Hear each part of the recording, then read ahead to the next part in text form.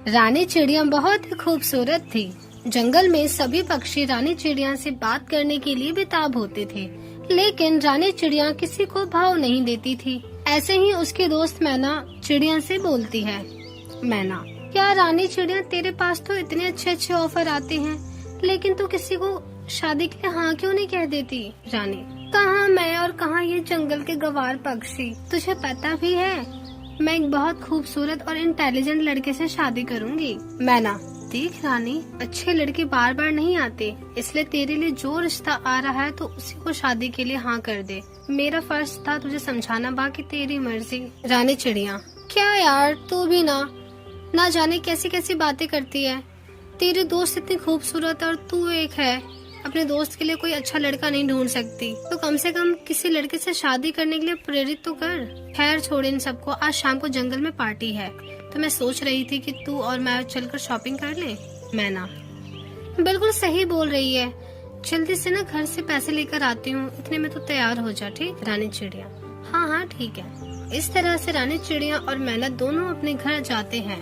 एक तरफ तो मैना पैसा लेकर बाहर आती है तो वहीं दूसरी तरफ रानी सज धज कर मार्केट जाने के लिए तैयार हो जाती है। मार्केट में शॉपिंग खत्म हो जाती है। शाम को अब मैना चिड़िया और रानी चिड़िया दोनों ही रेडी होकर पार्टी में एंजॉय करते हैं। तभी रानी चिड़िया के पास एक खूबसूरत तोता आता है और उसे प्रपोज करते हुए कहता है, जब से तुम्हें देखा है इस दिल की धड़कनों की घंटियां बजने लगी है और अब इस घंटे को शांत करने के लिए मैं तुम्हें अपने जीवन की साथी के रूप में अर्धांगिनी बनाना चाहता हूँ। क्या तुम मुझसे शादी करोगी? उस हैंडसम तोते ने सरेआम चिड़िया को प्रपोज कर दिया। ये देख रानी चिड़िया सरेआम तोते के प्रपोजल को रिजेक्ट कर देती है और बोलती है, रानी चिड़िया, तूने अपनी शक्ल देखी है? तुम्हारी नाक तो पिचकी हुई है, भला मैं एक पिचकी हुई नाक वाले तोते से कैसे शादी कर लूं? My foot. रानी चिड़िया तोते को रिजेक्ट करके वहाँ से उड़ जाती है। तोते की सरेआम बेइज्जती हो जाती है और बेचारा अपने टूटे हुए दिल के साथ सभी पक्षियों के सामने रानी चिड़िया को बद्दुआ देते हुए कहता है, तोता, रानी चिड़िया, तुमने मेरे प्यार को ठुकराया है ना? याद रखना, एक दिन तुम्हारे ही प्यार को कोई ठुकराएगा और तुम भी मेरी तरह टूट जाओगी और जिस वक्त मेरे पास आओगी ना, उस समय मैं तुम्हें ठुकरा दूंगा। इतना बोलकर अब तोता भी वहाँ से उड़ जाता है। साथ ही मैना भी उड़ते हुए रानी चिड़िया के पास आती है और उसे बोलती है, मैना, यार जानू, तू सच में पागल है? तुझे पता है वो तोता जंगल का कितना हैंडसम बॉय है? उसने तुझे ऑफर किया, वो भी शादी के लिए, लेकिन तूने क्या किया? उस ऑफर को रिजेक्ट कर दिया। रानी चिड़िया, देख मैना, मैं एक ऐसे लड़के की तलाश में हूँ जो मेरी शक्ल सूरत से प्यार ना करे बल्कि मुझसे प्यार करे, और आज तक मेरे पास जो कोई भी आया है ना, मेरी शक्ल और सूरत देखकर ही बोला है और मेरे दिल को किसी ने नहीं देखा।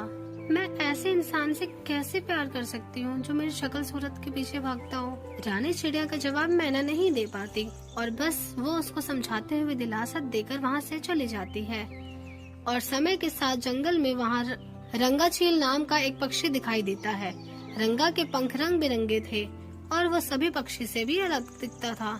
रंगा को देख रानी चिड़िया के दिल में घंटियां बजती हैं और अब वो रंगा से बात करने के लिए उसके पास जाने की सोचती ही है। तभी रंगा उसके सामने आ जाता है और उसे बोलता है, रंगा, एक्सक्यूज मी, ये एड्रेस मुझे बता देना। वो दरअसल ना मैं यहाँ पे नया आया हूँ, इसलिए मुझे यहाँ के बारे में कुछ नहीं पता। रानी उसको एड्रेस बता देती है। जिसके बाद रंगा वहाँ से चला जाता है। ऐसे ही अब रंगा किसी न किसी बहाने से रानी के पास हमेशा आता और उससे अपनी नजदीकियाँ बढ़ाता।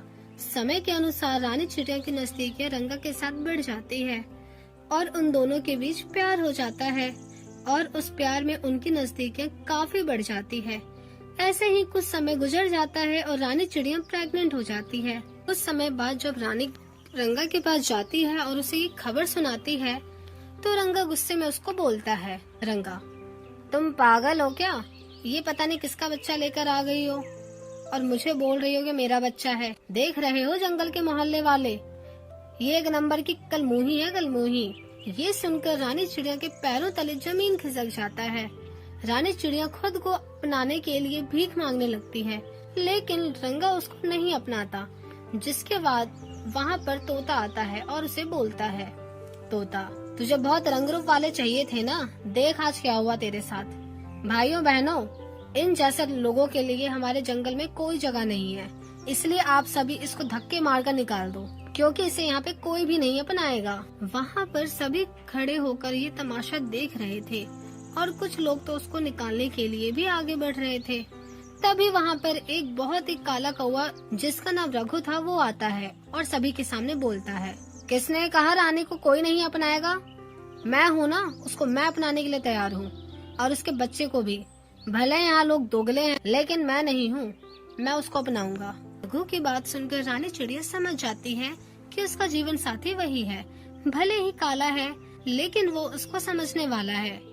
ये देखकर अब रानी चिड़िया के साथ वो जंगल छोड़ चली जाती है और खुशी खुशी अपने जीवन व्यतीत करती है। सभी चिड़िया बहुत ही प्यारी थी और वो अपनी माँ अंजना के साथ रहती थी।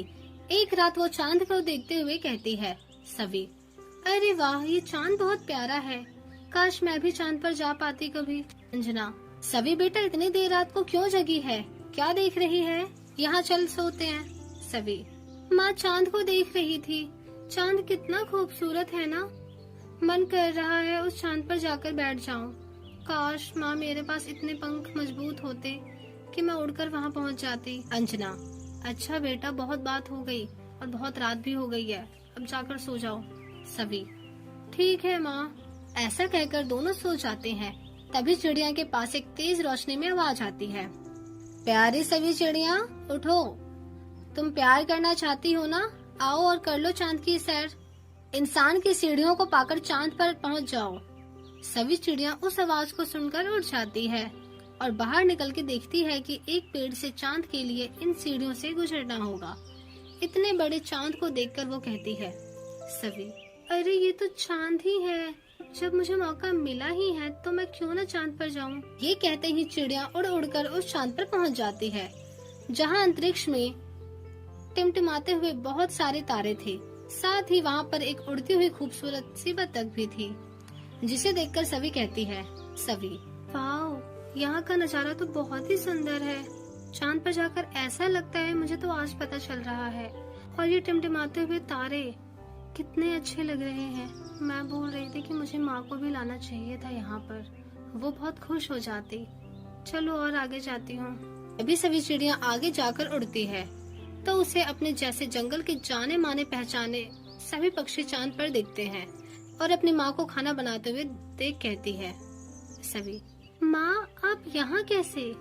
मैं तो यहाँ अकेली आई हूँ। अंजना, अरे मेरी भोली सी बेटी, हम सब तो चांद पर पहले से ही हैं, तू ही अभी आई है, देख तेरी सारी सहेलियाँ पड़ोसन भी यहाँ यही हैं। सभी, सच? अरे माँ, इस चांद पर तो स्टारफिश और ऑक्टोपस भी है जो उड़ रहे हैं, पर हमारे पक्षियों की दुनिया के साथ तो ऐसा नहीं हुआ कभी, और हमारे पक्षियों की दुनिया के साथ इनकी भी दुनिया है। अंजना, हाँ बेटा, चल चांद की दुनिया की सैर कर ले, मैं तेरे लिए खाना बनाती हूँ। सभी, ठीक है माँ। ये कहकर चिड़िया अंतरिक्ष की सैर करने लगती है, जहाँ उसे और भी ग्रह दिखते हैं। अंतरिक्ष में सैर और चांद के नज़ारे को देखकर सभी बहुत ज्यादा खुश हो जाती है। जैसे ही उसका सपना सच हो गया हो, तभी उसकी सहेली कौवी दिखती है। सभी, अरे कल्लू, तू यहाँ कैसे? कल्लू, जैसे तू वैसे ही मैं यहाँ आई हूँ, मैं तो घूम रही हूँ, ये जगह बहुत ही सुंदर है और मुझे बहुत पसंद है। ये चांद, मैंने सोचा था कि मैं इस तरह से चांद पर उड़ूंगी। सभी, यार ये तो बहुत ही सुंदर है, मुझे भी पसंद आया। अभी बहुत देर से मैं बहुत मजे कर रही हूँ, सबको यहाँ देखकर बहुत खुश हूँ। कर लो, मैं भी। मैं तेरे लिए गाना गाना चाहती हूँ, इजाजत है? सभी, इजाजत है। कर लो।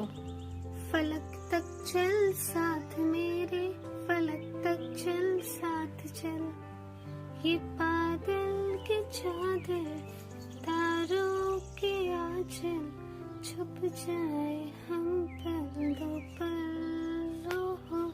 सभी, अरे वाह, तूने मेरे लिए गाना गाया, और ये गाना तो कुछ मैच भी हो गया।